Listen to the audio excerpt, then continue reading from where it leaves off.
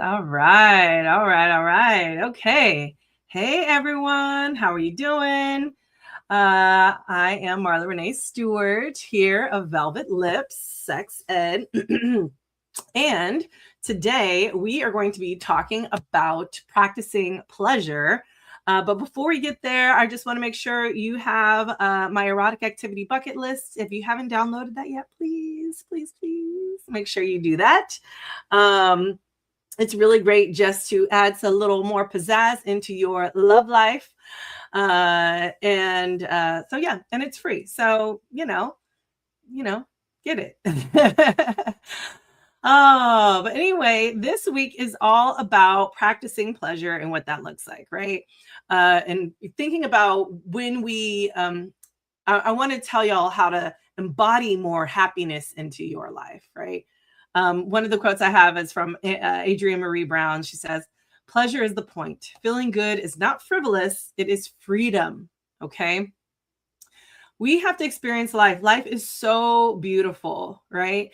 But I often ask my clients a simple question all the time that sounds so ridiculous, but at the same time, it's so powerful, right? And that question is, what makes you happy? Okay. And do you know what happens when I ask my clients what makes them happy? A lot of them freeze. Now, some people can quickly say like, oh, they can tell me what makes their partner happy, right? What their children need, what their clients expect, or what their boss wants, right? They can list every responsibility on their plate and every person who depends on them. But when I ask what brings you happiness, what brings you happiness, real happiness, not productivity, praise, or a sense of obligation, they really struggle to answer. Folks struggle. Okay. So if that sounds familiar to you, you are not alone. Okay. Many of us have become so accustomed to surviving, producing, caregiving, and checking things off our never ending list that we have lost touch with what genuinely feels good. We may even treat pleasure as something frivolous, right? Something we can enjoy after the work is finished, right? The bills are paid. Right? Everybody else is satisfied, and the stars have perfectly aligned, right? But sometimes that day may never come. So pleasure cannot be something you continually postpone. It's got to be something you must intentionally notice. You got to welcome it, and of course, you got to practice it. Right? It is a practice. So when we hear the word pleasure, our minds often go straight to sexuality. I mean, a lot of us, sometimes, mine particularly sometimes. And yes, sexual pleasure can be delicious and meaningful part of our lives, but pleasure is much bigger than what happens in the bedroom, okay? Or on the kitchen counter or wherever you like to do it, okay?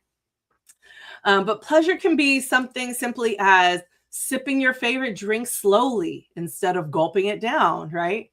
Feeling warm sunlight on your skin, laughing until your stomach hurts. Oh my gosh, I just did laughter yoga the other day, and it was amazing. I highly, highly suggest that you do the laughter yoga exercises. Freaking fantastic. Credit card bill. It's freaking amazing. Anyway, dancing to a song that makes your whole body come alive, right? Your favorite playlist. Wearing fabric that feels amazing against your skin, right? That feels really good. Eating a meal that makes you close your eyes after the first bite and have that right? Sitting with that flavor. Okay? Resting without feeling like you must earn it, right? Just rest. Spending time with people who allow you to be fully yourself. That is, undeniable pleasure, right? Creating something just because it brings you joy, okay?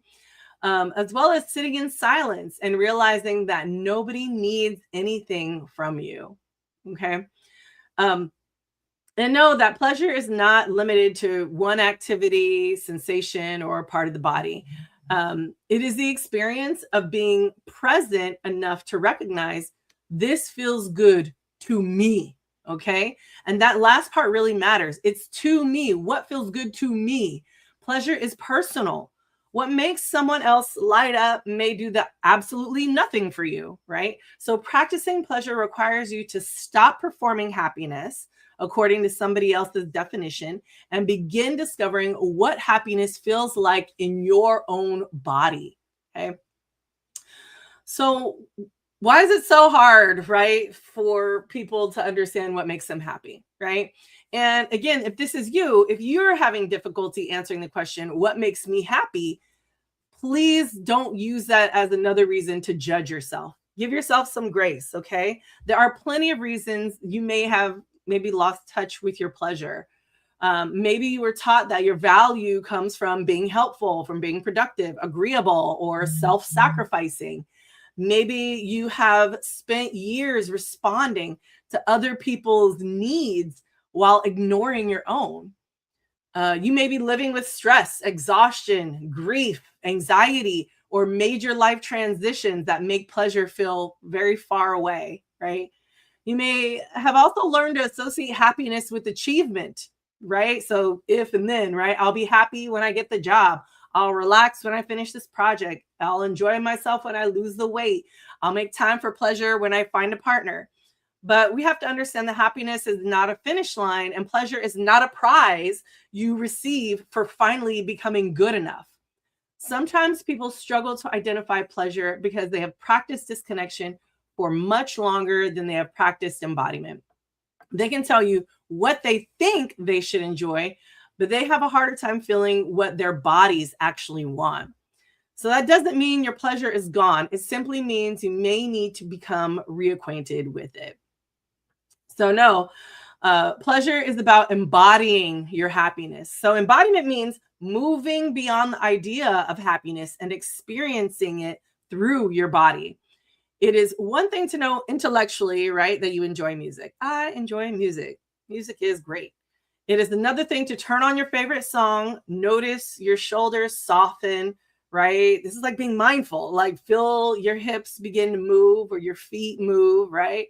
Allow yourself to enjoy every beat that you hear in the song, right? It is one thing to say that rest is important. It's another thing to lie down, release the tension in your jaw, right? Breathe deeply and let your body receive rest without mentally composing tomorrow's to-do list. So embodied happiness asks, what happens in my body when I feel good? Where do I notice comfort, excitement, peace, or joy? What sensations tell me that I am enjoying myself? What makes me feel more present, open, playful, or alive? What allows me to exhale, right? Your body is constantly communicating with you, and practicing pleasure helps you become fluent in its language. So, the how, right? Let's get to the how to invoke more pleasure in your everyday life, right? You do not need a luxury vacation, an elaborate date, hours of uninterrupted free time to practice pleasure, right? Those things can certainly be enjoyable, but everyday pleasure is often found in those small intentional moments, right? Start with what you already enjoy, right? Ask yourself, what is one thing that felt good today? And you can reflect on that at the end of the day. I know in my journal every morning, I have a journal prompt this month. It's what brought me joy yesterday, right?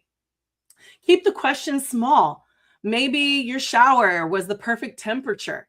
Perhaps you heard a funny story or enjoyed a good meal or felt comfortable in your favorite outfit. Don't dismiss these moments because they seem ordinary. Ordinary pleasure still counts. So you want to create also maybe a pleasure inventory. So a list of experiences. I have my clients do this, right? A list of experiences, a list of things that give them that make them happy, that feel good, right? What do you enjoy seeing? What sounds soothe or excite you? What scents make you feel good? What flavors bring you joy? What textures or types of touch do you enjoy, right? Your list might include fresh flowers. I just got some fresh flowers the other day. Bass heavy music, maybe vanilla candles, crisp clean sheets, spicy food, fuzzy socks, ocean air, scalp massages, or maybe just the smell of rain, right? This inventory gives you a personal menu of pleasure to choose from when you need more joy, comfort, or connection. And so important too. Schedule pleasure before your calendar fills up. Find the time, okay? Find it. Put pleasure on the calendar. Schedule your walk, schedule your nap, schedule a creative activity, something, right? It is important to put on your calendar.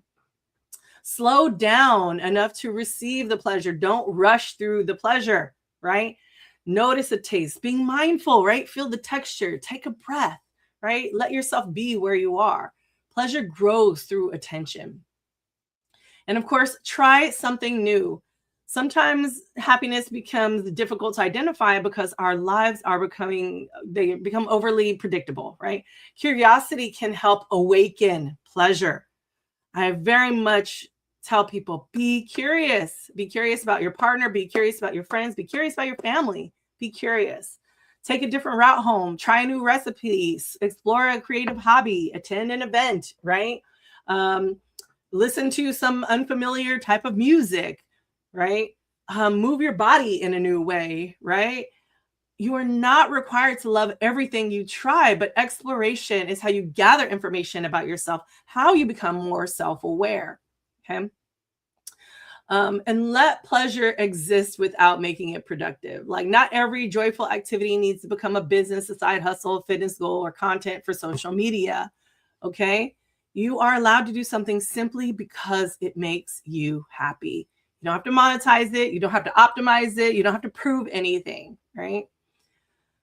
Now, of course, the benefits of practicing pleasure, if you have a regular pleasure practice, it can help you, again, become more aware in your body, more aware of your emotions, your desires, your boundaries, right? When you know it feels good, it may be easier to recognize what doesn't feel good. So pleasure can also encourage you to become more present in your everyday life, deepen your relationship with your body, identify and communicate your wants more clearly, create moments of relief during stressful seasons, strengthen your sense of agency, experience more playfulness, creativity, and curiosity, build meaningful rituals of rest and connection, challenge the belief that your needs should always come last, right? Because they should be coming first. But even when you're practicing pleasure, it doesn't mean you need to ignore pain, ignore responsibility, or ignore difficult emotions. It means refusing to let struggle become the only experience you recognize. Okay. Joy and grief can coexist. I am a poster board for it. Okay. Pleasure and responsibility can share the same day, right? You can be healing and still laugh. You can be overwhelmed and still enjoy a warm cup of tea. Small moments of pleasure do not erase life's challenges. They remind you that those challenges are not the entirety of your life. Okay. So your pleasure practice starts now. Okay. Take a moment, ask yourself, what would feel good to me today? Okay. What would feel good to me today? Okay. What would feel good to you? Choose one small thing, practice receiving it without guilt, apology, or distraction, then do it again tomorrow, every single day. The more you practice noticing pleasure, the more familiar its language becomes. Your happiness deserves your attention. Your body deserves moments of softness, excitement, connection, and delight. And you do not have to wait for a special occasion to experience them. So pleasure is not merely something you pursue. It is something you practice. It is something you embody. And most importantly, it's something you deserve. Okay? So cheers to your sexual success, or maybe I should say your pleasure success. Okay? It's all about pleasure. Practice your pleasure. Okay? So again, please think about what you want to experience and how you want to experience that pleasure. All right, y'all. Thank you so much for joining me today. Remember, I have lots of events. You can just go to velvetlipsexed.com/calendar to see what I have going on. Make sure if you haven't viewed my free arts and science seduction class or my persuasive communication class. It's free. Go do it. velvetlipsexed.com/shop. If you are a sexuality educator and you want to talk about some things, please email me. I would love to have you on. Okay. All right, y'all. Thanks again. I hope you have a wonderful, wonderful evening, wonderful, wonderful rest of your afternoon, rest of your week. And I will see you next week. All right. Bye, y'all. Oh, maybe you won't see me next week because I actually will have a going to California. So you won't see me next week. But that's okay. You'll see me the week, maybe not even the week after. We'll see. All right. Bye, y'all.